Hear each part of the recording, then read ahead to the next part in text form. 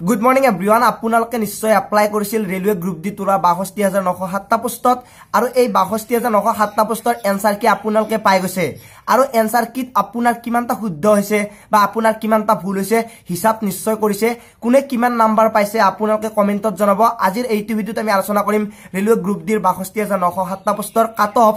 তাৰ আগতে আপোনালোকক এটা কথা কৈ দিও যদি আসাম পুলিশৰ এবি ইউবি জেল ওয়েদাৰ যে নহক কিয় আপোনালোকক যদি কাট অফ মাৰ্কসৰ ওপৰত ভিডিও লাগে তেনহলে কমেন্টত জনাব পাৰে আজিৰ এইটো ভিডিওত আমি ৰেলৱে গ্ৰুপ ডিৰ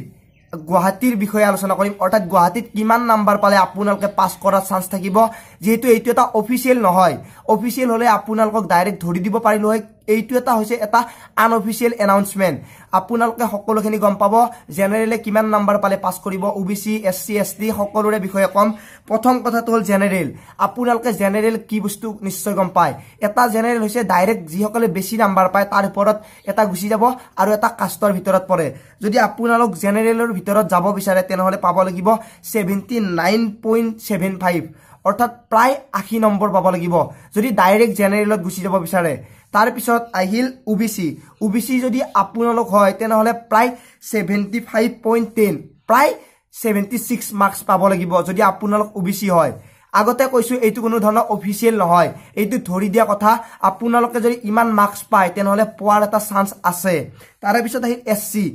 যদি আপোনালোক এসসি হয় আগতে কইলো এইটো গুৱাহাটীৰ বিষয়ে কৈ আছো কিছুমান এনেকুৱা জোন আছে যেনে পাটনাত এসটিৰ প্ৰায় 28 মানৰ পৰা গুছি যাব কাৰণ পাটনাত বেছি মানুহে এপ্লাই কৰা নাই যেহেতু গুৱাহাটীত বহুত মানুহে এপ্লাই কৰিছে সেইভাবে কাট অফ মাৰ্কসটো অলপ বেছিকে যাব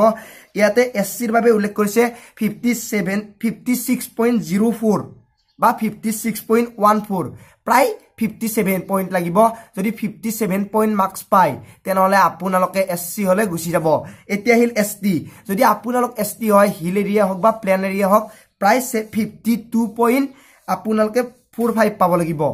প্ৰায় 53 মাৰ্কস পাব লাগিব যদি এসটি হয় আপোনালোকে গম পালে জেনাৰেল হলে প্ৰায় 80 মাৰ্কস ওবিসি হলে প্ৰায় 76 এসসি হলে 57 তাৰ পিছত এসটি হলে 53 মাৰ্কস পাব লাগিব আপোনালোকে গম পালে যদি এইখিনিৰ ভিতৰত মাৰ্কস পাইছে তেনহলে আপোনালোকে ৰেলৱে গ্ৰুপ ডি হয়তো পাস কৰিব পাৰে আগতে কৈ দিছো এইটো কোনো ধৰণৰ অফিচিয়েল নহয় যদি আনঅফিচিয়েল হিচাপত এনেকে ধৰিছে